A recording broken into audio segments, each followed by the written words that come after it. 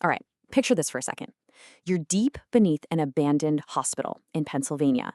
It's pitch black, it's damp, and as investigators navigate these subterranean levels, they start uncovering things that were deliberately kept hidden from the public for decades. It honestly sounds like the setup to a thriller, right? But the deeply unsettling reality is that this actually happened. Welcome to today's Explainer. We're going to unpack the extremely dark legacy of Penhurst State Hospital, and we're really going to focus in on the massive systemic failures that allowed a tragedy of this scale to unfold right under society's nose. Forgotten tunnels, rusted out wheelchairs, rooms that have been completely sealed off. These are the physical, atmospheric remnants left behind at this massive Pennsylvania complex. When investigators finally walked these halls, they found these haunting artifacts alongside medical records that exposed a deeply kept dark secret. Now, I know it sets a scene that feels like a horror movie, but I need to be absolutely clear with you right out of the gate. This isn't fiction. This is a very real, thoroughly documented American tragedy that completely shocked the nation when the truth finally saw the light of day. So, to truly understand how these systemic failures happened, we first have to look at the illusion of care that Penhurst created. See, Penhurst opened back in 1908, and it operated for nearly 80 long years, until 1987. For a long time, it was pitched to the public as this absolutely crucial, necessary facility for people with intellectual and developmental disabilities. From the outside, it looked like a safe haven, a place of genuine care. But behind those locked doors, it was a completely different universe. Thousands of patients were living in utterly terrifying conditions. The gap between the story society was being fed and what was actually happening to the human beings living inside represents just a catastrophic institutional failure. Survivors who made it out described a daily reality that is, quite frankly, chilling. But you know, an illusion like that can only hold up for so long before the hidden truth starts leaking out. For decades, that shiny public facade held strong. Eventually, though, the cracks started to show, and those massive systemic failures began bubbling up to the surface. Investigators demanding answers were left staring at one glaring question: what was actually happening inside? Getting the answer to that exact question is what transformed this quiet state hospital into one of the biggest, most horrific scandals in American healthcare history. We aren't talking about a minor oversight here. This was a total, top-to-bottom collapse of care. When the doors were finally pushed open, the reality was just staggering. We're talking about overcrowded wards where rooms designed for 50 people were crammed with upwards of 150. Patients were quite literally tied to their beds. People were left without proper clothing, and there was a total, complete denial of basic medical care.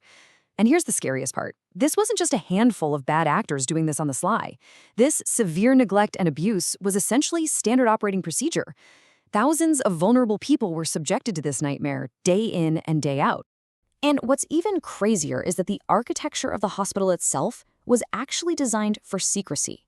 They had these underground tunnels connecting the buildings, which meant staff could move patients and supplies all around the complex completely out of sight. The reality of the patient's physical conditions could be kept entirely hidden from the outside world. Even years later, long after the hospital finally shut its doors, those subterranean pathways remained, silent, physical reminders of how deeply this entire system was designed to bury the suffering. So, how do you even begin exposing a horror that's quite literally buried underground? Well, the truth couldn't stay in those tunnels forever. The shift from silent suffering to public exposure started with the people who were actually there. Step 1. Brave survivors and former employees started coming forward, sharing these horrific stories of neglect. But, massive institutions can easily dismiss stories, right? So step 2 was absolutely crucial. Photographs. They captured undeniable, grim visual evidence of the reality inside. And that definitive proof led to step 3, forcing official investigations that completely confirmed every terrifying thing that had been reported. Just like that, the systemic failure was on paper, fully documented. But here's the thing about paper trails. Documentation alone rarely changes the world. Public awareness does. It was television reports broadcasting these undeniable images straight into living rooms across the country that finally blew the lid off this thing. Most notably, journalist Bill Baldini's landmark 1968 broadcast called Suffer the Little Children shattered the illusion entirely. Up until that moment, the general public had absolutely no idea how bad things were. Seeing the contrast between the supposed safe haven and the visual reality of people tied to beds, it sparked massive, immediate outrage across America. And once that podcast hit, the aftermath was swift, kicking off a massive wave of healthcare reform. Think about this timeline for a second, because the momentum is incredible. You cannot expose a systemic failure of this magnitude on national TV without triggering a reckoning. After literally decades of silence, where abuse was hidden behind locked doors, it took only a matter of days for journalists to truly uncover it. Over the next few months, that discovery evolved into a nationwide TV expose and intense public outrage. And finally, over the following years, that outrage fueled concrete action, landmark lawsuits, massive federal investigations, and ultimately, the permanent closure of Pennhurst. But the fallout didn't end with just shutting down one bad hospital. That's the real takeaway here. The lawsuits and federal investigations, specifically a landmark case called Halderman versus Pennhurst, became the catalyst for sweeping nationwide reforms in how people with disabilities were treated. The court actually ruled that institutionalization itself could be a violation of civil rights. It was a historic turning point. The incredibly dark systemic failures at Pennhurst literally forced America to completely rethink, restructure, and dramatically improve its entire approach to disability care. Which brings us to today and the true legacy this place leaves behind. If you go there today, the massive, sprawling, abandoned buildings are still standing, but there's a weird modern disconnect. A lot of visitors come to the complex purely searching for ghost stories. They're drawn in by the creepy atmosphere, the rusted wheelchairs, those dark underground tunnels we talked about.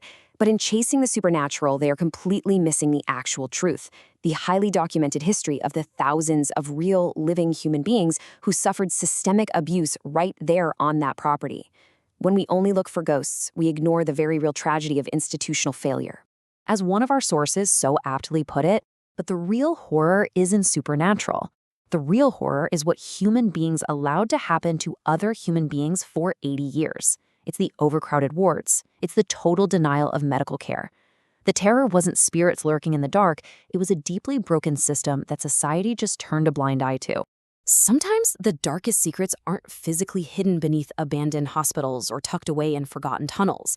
They are hidden right inside the history we actively choose to forget. By acknowledging the dark systemic failures of places like Pennhurst, we ensure that the voices of those survivors are actually heard and that these horrific institutional mistakes are never, ever repeated. Thanks so much for joining me on this explainer today. I want to leave you with one final thought to mull over. If an institution this massive operated in the shadows for nearly 80 years, what other histories are we choosing to forget right now?